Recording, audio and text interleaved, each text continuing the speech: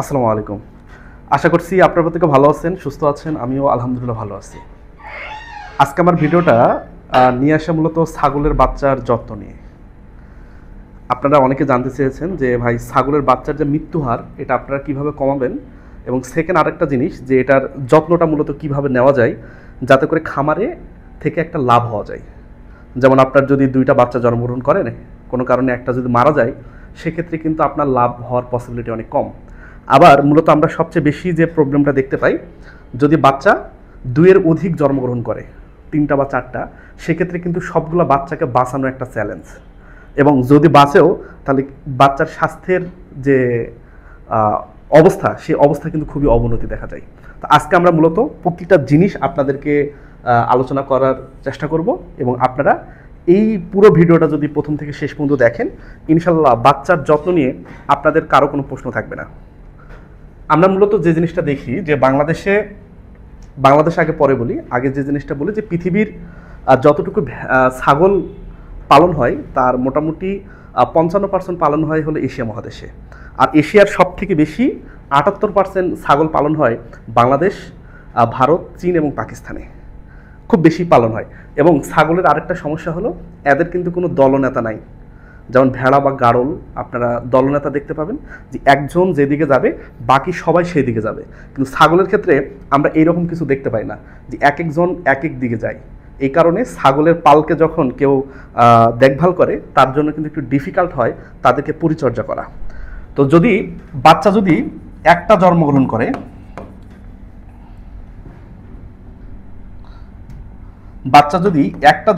করে, বাচ্চার ওজন ভালো হয়, মোটামুটি 2 কেজি বা 2 কেজির কাছাকাছি হতে পারে। কিন্তু বাচ্চা যদি 2-এর অধিক হয় তাহলে সেক্ষেত্রে বাচ্চার ওজন কিন্তু কম হবে, এই জাস্ট 1 কেজি প্লাস। বাচ্চা যত বেশি বড়, সে বাচ্চার উন্নতি আমরা ভবিষ্যতে তত বেশি দেখতে পাই। এটাই মূলত সচরাচর আমরা দেখি। বাচ্চার যদি ওজন একটু তুলনামূলক কম হয়, প্রথমে যদি রোগাটে হয়, সে বাচ্চার পিছনে কিন্তু আমাদের একটু দেখভাল বেশি করতে হয়, পরিচর্যা বেশি করতে হয়। আর যদি এগুলো আমরা না করতে পাই তাহলে সেই বাচ্চার কিন্তু ভবিষ্যৎ খুব অনুজ্জ্বল আর কি। তো এরপর আমরা যদি প্রথম যে পার্টটা আমরা যদি দেখি, যে বাচ্চাকে মূলত শাল দুধ খাওয়ানো। তো শাল দুধ বাচ্চা ডেলিভারি হওয়ার পর থেকে ছাগলের ক্ষেত্রে আমরা 4 দিন গণনা করি। তো এই 4 দিনের দুধটা অনেক বেশি অ্যান্টিবডি থাকে। অ্যান্টিবডি হলো প্রতিরক্ষা। একটা বাচ্চা যখন প্রথমে জন্মগ্রহণ করে তার দেহের কিন্তু প্রতিরক্ষা খুব কম থাকে, এবং অল্প একটু জীবাণু প্রবেশ করলে সে কিন্তু রোগাক্রান্ত হয়। সেক্ষেত্রে মায়ের দুধ থেকে প্রতিরক্ষা আসে, যেটাকে আমরা বলছিল অ্যান্টিবডি। ঠিক আছে। তো এই যে 15 মিনিট পর বাচ্চা জন্মের 15-20 মিনিটের মধ্যেই বাচ্চা কিন্তু নিজের পায়ে দাঁড়াতে পারে ছাগলের বাচ্চা। এবং এই 15 থেকে 20 মিনিটের মধ্যেই আমরা চেষ্টা করব একে শাল দুধ খাওয়ানো। আবার এটাও চেষ্টা করব যে একেবারে কিন্তু খুব বেশি শাল দুধ খাওয়াবো না, এতে করে কিন্তু হিতের বিপরীত হবে। তাহলে আমাদের প্রথম মনে রাখতে হবে 15 থেকে 20 মিনিট প্রথমে আমরা শাল দুধ খাওয়াবো। আর আরেকটা জিনিস মনে রাখতে হবে যে এই দুধটা আমরা 4 দিন পর্যন্ত মিনিমাম খাওয়াবো, না হলে কিন্তু এই বাচ্চাটার কিন্তু অ্যান্টিবডি দেহের ভিতর ভালো হবে না, প্রতিরক্ষা দেহের ভিতর ভালো হবে না, অল্প থেকেই কিন্তু অসুখে আক্রান্ত হয়ে যাবে। আরেকটা মজার জিনিস যে আমরা নর্মালি যে মানুষের বাচ্চার মতোই এদের আমরা যত্ন নিতে পারি, যে গরুর দুধ, হ্যাঁ, বা অন্য কোনো ছাগলের যদি বেশি দুধ থাকে সেক্ষেত্রে কিন্তু বোতলে করে আমরা এদেরকে খাওয়াতে পারি, অথবা সরাসরি মায়ের কাছ থেকে তো আমরা খাওয়াতে পারবোই, এটা তো আমাদের কমন। তাহলে প্রথম যে যত্নটা সেটা হলো এই শাল দুধের যে যত্ন, এটা আমাদের প্রথমে মাথায় রাখতে হবে। সেকেন্ড যদি আমরা একটা কথা বলি যে দুধ খাওয়ানোর নিয়ম কি, এটা খুবই ইম্পর্টেন্ট। যদি 2টা বাচ্চা হয় সেক্ষেত্রে কোনো সমস্যা নাই, দুধ খাওয়ানোতে কোনো সমস্যা নেই, ওরা নিজেদের মতো করে খাবে। কিন্তু যদি বাচ্চা যদি হয় 1টা বা 3টা, সেক্ষেত্রে সমস্যা। কি সমস্যা দেখি, যদি একটা বাচ্চা হয়, ধরেন একটা বাচ্চা কিন্তু একদিকের বাট থেকেই দুধ পান করার চেষ্টা করে, হয় বামে কিংবা ডানে। তো একদিকে থেকে যদি পান করার চেষ্টা করে, অন্যদিকে যদি কোনো পান না করে, তাহলে সেখানকার দুধ কিন্তু জমাট বাঁধবে। এক পর্যায়ে কিন্তু ওই বাট থেকে একে একে দুধ উৎপাদন কমে যাবে, দেখা যাবে পরবর্তী বিয়ানে সেখানে অনেক দুধ কমে গেছে। তা আমাদের খেয়াল রাখতে হবে, যদি বাচ্চা একটা হয় তাকে একটু ঘুরায় দিতে হবে। যখন বামে খাওয়া শেষ তখন ডানে দিতে হবে, বা ডানে খাওয়া শেষ হলে বামে দিতে হবে। এই জিনিসটা আমাদের খুব সুন্দরভাবে মনে রাখতে হবে। এতে করে যে এক থাকবে যে মা ছাগল থাকবে, তার কিন্তু দুধ সমানভাবে উৎপাদন হবে এবং বাচ্চাকেও কিন্তু যথেষ্ট পরিমাণে দুধ এখান থেকে সরবরাহ করা সম্ভব হবে। আর যদি বাচ্চা 3টা থাকে সেক্ষেত্রে হিউজ সমস্যা, যে আমরা অনেকে গল্প করি যে ছাগলের 3 নম্বর বাচ্চা। আসলে 3 নম্বর বাচ্চাটা কিন্তু যত্ন একটু কম পাই। 2টা বাচ্চা 2টা বাট থেকে দুধ খাচ্ছে, 3য় বাচ্চার দুধ কিন্তু নাই। তো সেক্ষেত্রে আমাদের যে জিনিসটা করতে হবে, যে মায়ের দুধ যে যথেষ্ট না বাচ্চার জন্য, সেক্ষেত্রে অবশ্যই 4-5 দিন পর থেকেই যে গরুর দুধ কিন্তু আমাদের নিয়ে এসে বোতলে করে প্রতিটা বাচ্চাকে কিন্তু আমাদের সরবরাহ করতে হবে। এবং এই জিনিসটা যদি না করি, এই বাচ্চার গ্রোথ কিন্তু হবে না। মনে রাখতে হবে, প্রথমের দিকে যদি গ্রোথ না হয়, বৃদ্ধি না হয়, তাহলে পরবর্তী সময়ে আপনি যেটাই করেন ওই ছাগলকে আর বেশি কিছু করতে পারবেন না। মানে ছাগলের যে গ্রোথ, এই গ্রোথ রেটটা অনেক কমে যাবে। এরপরে যদি আমরা বলি যে দুধ ছাড়ানোর নিয়ম, এটাও খুব জরুরি। কারণ মায়ের যদি বাচ্চার প্রতি খুব বেশি ইমোশন থাকে, খুব বেশি ভালোবাসা থাকে, তো ওই মা হিটে আসে তুলনামূলক একটু দেরিতে, তো সেক্ষেত্রে আমাদের যেটা করতে হবে, আমরা জানি যে ব্ল্যাক বেঙ্গল বছরে বা 13 মাসে 2 বার বাচ্চা দেয়। তো 2 বার যদি বাচ্চা আমরা নিতে চাই, তাহলে আমাদের মনে রাখতে হবে যে বাচ্চা 1 মাস পর এই বাচ্চাটাকে মা থেকে সরাই নিতে হবে, মা থেকে সরে আলাদা রাখতে হবে। এবং প্রথম কিছুদিন হয়তো 2 জনের মাঝেই আপনারা অস্থিরতা লক্ষ্য করবেন। এর 2-4 দিনের মধ্যে দেখবেন যে সব কিছু ঠিকঠাক, এবং আপনারা দিনে 1 বার বা 2 বার ওই মায়ের কাছে এনে বাচ্চাটাকে দুধ খাওয়াবেন। এবং অতিরিক্ত যে সময় থাকবে সেটাকে বোতলের দুধ, মানে গরুর থেকে যে দুধটা আপনারা কিনে নেবেন, এই বোতলের দুধটা আপনারা তাকে আলাদাভাবে খাওয়াবেন। এতে করে কিন্তু বাচ্চার গ্রোথটা ঠিক থাকবে। এবং এই 1 মাস পর আলাদা করার কারণে যে ওই যে আপনাদের যে ছাগলটা থাকবে, ওই ছাগলটা কিন্তু নির্দিষ্ট সময় হিটে আসবে। আমাদের টার্গেট কি? মায়ের থেকে আমাদের টার্গেট হলো বেশি বেশি বাচ্চা নেওয়া। আর আমরা যেটা করব, ওই বাচ্চাটার যাতে মৃত্যু হার 0 হয় এবং ওই বাচ্চাটার যাতে গ্রোথ ভালো হয়, তাহলে আমরা কিন্তু ভাই খামারে লাভ করতে পারবো। আদারওয়াইজ কিন্তু আমাদের লাভের পরিমাণ খুবই কম। আমরা দুধ ছাড়ানোর পর বাচ্চার একটা খাদ্য আছে, বা দুধ প্রথম থেকেই আমরা যে প্রথম 6 মাস পর্যন্ত আমরা একটা বাচ্চার একটা সুন্দর একটা যত্ন আছে। দেখেন আমি এখানে লিখছি যে বাচ্চার বয়স প্রথম 7 দিনে একটা যত্ন, তারপর 8 থেকে 42 দিনে একটা যত্ন, এবং 40 থেকে 60 দিন মানে 2 মাসে একটা যত্ন। এবং এটা আপনারা কন্টিনিউয়াসলি করতে পারবেন। আর 2-2.5 মাস পর বা 3 মাস পর আপনারা দুধ না খাওয়ালেও কোনো সমস্যা নেই, কিন্তু প্রথম 2 মাস মাস্ট তাকে দুধ দিতেই হবে। তো দেখেন যে প্রথম 1 থেকে 7 দিন আমরা মূলত মায়ের সাথে এটাকে রাখবো, মা থেকে দূরে করব না। গরুর বাচ্চার ক্ষেত্রে নিয়মটা একটু আলাদা, কিন্তু ছাগলের ক্ষেত্রে বা ভেড়ার ক্ষেত্রে এটা কিন্তু অবশ্যই লাগবে যে প্রথম 1 থেকে 7 দিন আমরা মায়ের সাথে রাখবো, একে মায়ের দুধ খাওয়াবো। দুধ ছাড়া সবুজ ঘাস বা দানাদার কোনো কিছুই তার দরকার নেই, শুধু তার মায়ের দুধই দরকার, এর বাহিরে কোনো কিছু তার দরকার নেই। এবং 8 থেকে 42 দিন পর্যন্ত আমরা যে জিনিসটা রাখবো, যে মায়ের দুধ যদি খুব বেশি হয় সেক্ষেত্রে আমরা তাকে মায়ের দুধ খাওয়াবো। আর যদি 1-এর অধিক বাচ্চা হয়, 2টা বা 3টা বাচ্চা হয়, সেক্ষেত্রে মায়ের দুধ পর্যাপ্ত না, তাকে আমরা গরুর দুধ নিয়ে এসে বোতলে করে অন্তত দিনে 2 বার বা 3 বারে আমরা অন্তত মিনিমাম 100 থেকে 200 ml দুধ আমরা খাওয়াবো।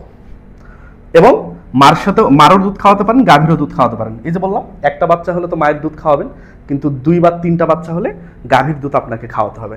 এবং সবুজ ঘাস বা পাতা এটা আপনারা পর্যাপ্ত দিবেন, একবারে যতটুকু খায়। এবং দানাদার প্রথমের দিকে দিতে হবে না, যখন ধরেন 2 সপ্তাহ বা 3 সপ্তাহ হলো, তখন হালকা হালকা করে দানাদার দিলেন, যে একটু ভুট্টা ভাঙ্গা বা একটু ভুসি বা একটু ডালের খোসা বা একটু ডাল ভাঙ্গা, ঠিক আছে, এগুলো একটু দিলেন, হালকা পাতলা খেলো, কোনো সমস্যা নেই।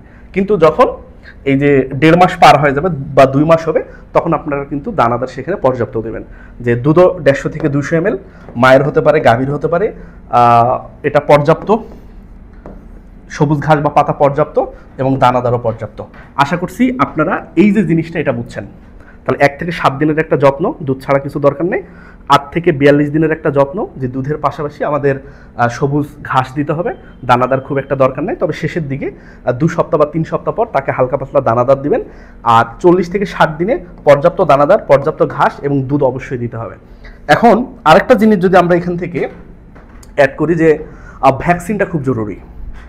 অনেক ভ্যাকসিন আছে, কিন্তু সর্বনিম্ন যে ভ্যাকসিনগুলো একেবারে না দিলেই নয়, যে অবশ্যই যে ভ্যাকসিনগুলো আপনাদের লাগবে সেই দুটো ভ্যাকসিনের নাম, একটা হলো পিপিআর আর একটা নাম হলো গট পক্স। আপনারা জানেন ছাগলের যদি সর্দি, কাশি, শ্বাসকষ্ট এই তিনটাই যদি থাকে তাহলে মনে করবেন এটা পিপিআর।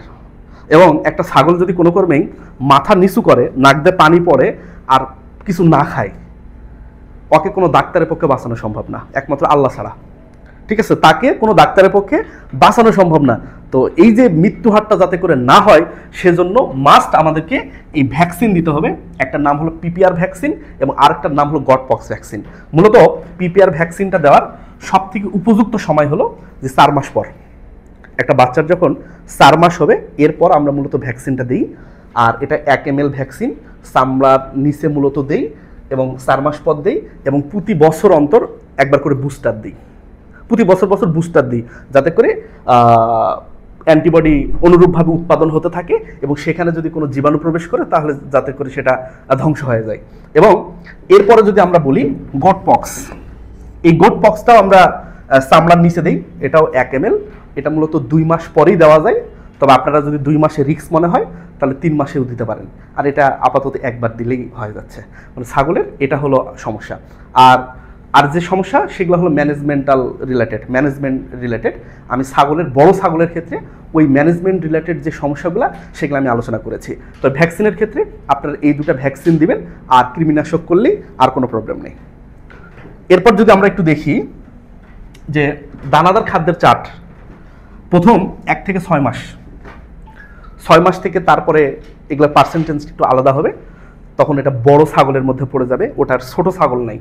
তো প্রথমে আমরা যেটা করি যে গমের ভুসি, ডালের ভুসি, ভুট্টা ভাঙ্গা, খৈল বা সয়াবিন মিল যেটা পান, তবে চেষ্টা করবেন সয়াবিন মিলটা পাওয়া গেলে সয়াবিন মিলটা দিতে, ছোলা ভাঙ্গা, DCB powder, vitamin mineral premix যেটাকে আমরা বলেছিলাম মিক্সার, একসাথে ভিটামিন মিনারেল থাকে, সোডি বাই কার্ব মানে খাবার সোডা আর কি, আর লবণ।